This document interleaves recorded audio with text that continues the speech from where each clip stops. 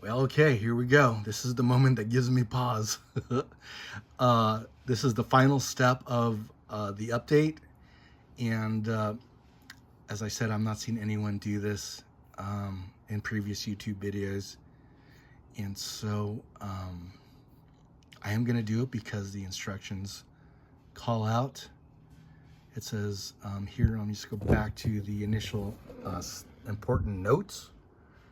It says the transceiver settings must be reset immediately after updating the firmware. Resetting the transceiver will clear all memories and setting data in the setting menu. Then, of course, to create a backup. Okay, so we're going to do that now. Let me go back to that portion of the instructions. Oops. All right. All right, so here we are. So we're back to, this is the final step. Press and hold the DSP reset key, the find fast key, and the power switch to turn the transceiver on, and the frequency display will return to 0. And then the one last note from Yaesu is this completes the firmware upgrading process. So let's do that. Okay, where are these keys at? Let me move my keyboard out of the way because it's still in my way here, and the mouse. Okay, so here's the DSP reset key here, button, and then the, oops, eek, sorry. The find fast button is here, and obviously the power on. All right, so let's do this. So I'm going to push the DSP reset. Two-handed operation here. DSP reset, find and fast, and then turn the power on.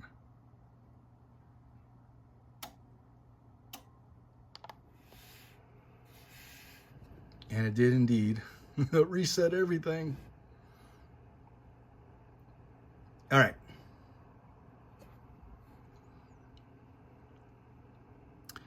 I've noticed even my monitor has not come on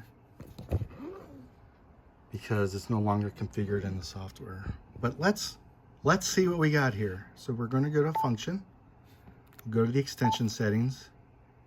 We will go to soft version, is that it? Yes, okay. So again, so this is after the update.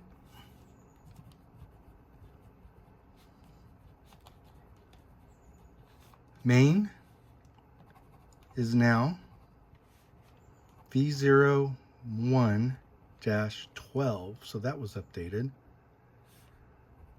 Display is now V01-08.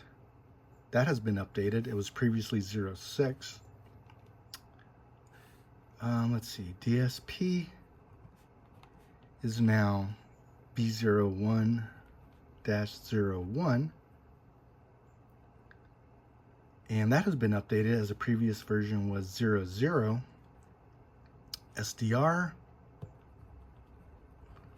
is now version B01-04. That also has been updated as it was previously -03. And DST is still set to the good old USA. Okay, so what I'm going to go ahead and do is I'm going to back out of this, and then I'm going to remove the firmware update SD card. Whoops, upside down. Firmware. And I'm going to insert the menu setting cards, or the menu and the memory setting cards. All right. We don't want to set it up. No. So we'll go to function. We'll go to extension settings. All right. So let's just go here to SD card. Okay. So per the instructions, per the manual, let's see here. Do I have, let me go to, here we go. Saving and setting. reading menu. Okay, so here's, let me close this up so you can see it. No, I want you to close. Okay, well, it won't. All right, so here is the instruction settings for loading your memory and your menu setting card, or settings, I'm sorry, files. How about that? Files. Okay, so reading memory and set menu data. Press function, select extension, which is what we are. Push done for the data item to be read. And what we're looking at here is the memory list load right here.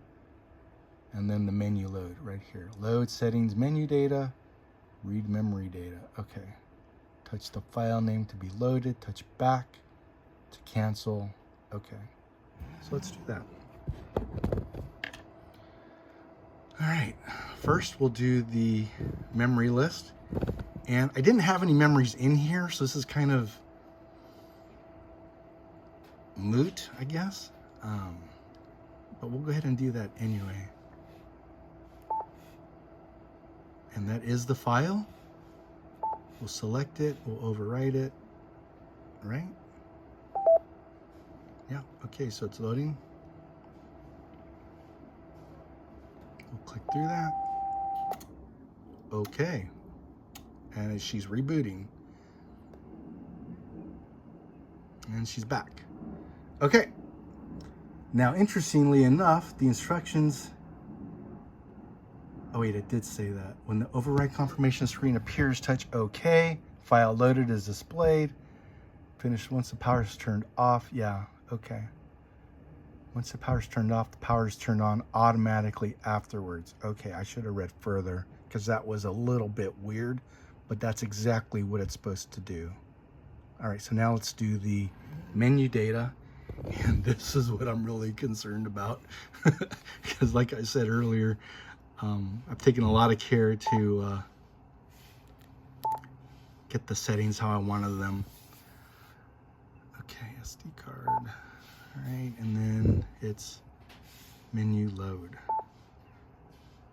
And that is the file. We'll click the file, overwrite. All right, so once we click through here, it will shut down again and reboot. And look at that. My call sign was reloaded and the monitor is on. And yeah, that's it. And that's it. I'm gonna leave that SD card in there so I can take advantage of screen captures and also recordings, etc. But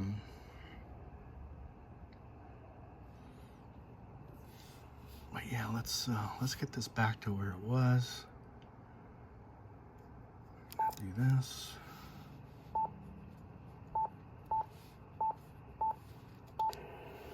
We're gonna change it back to CW. Wow, yeah, I need to bring that level down, don't I? And then I was also using the this one.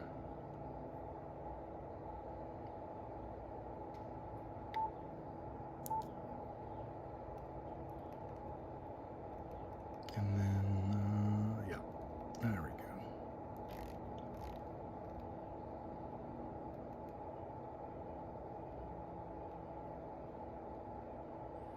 Okay, well, I'm gonna go through this, and thanks for watching.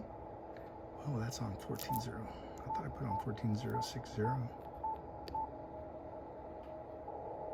Okay. All right, thanks all. I do need to tweak it looks like, and reset some of this stuff, but there we go. And I don't know why it's, oh, that's why. I don't want it on SDSS. Okay, everything's back to normal. Upgrade is complete. And yeah, it looks amazing. So hopefully I'm gonna do a a follow-up with some of the changes, right? I was interested to see how the DNR worked post-install, and then also, well, I think that was the main thing, but also the, I think there was a software update for the fan. I don't know. I know sometimes that comes on and stays on. Let's change that. Okay. Turn that to IPO. Yep. All right, very good. But the update is complete, and looks like it's been successful. And I'll follow up if there's anything that needs to be followed up on. All right, thank you.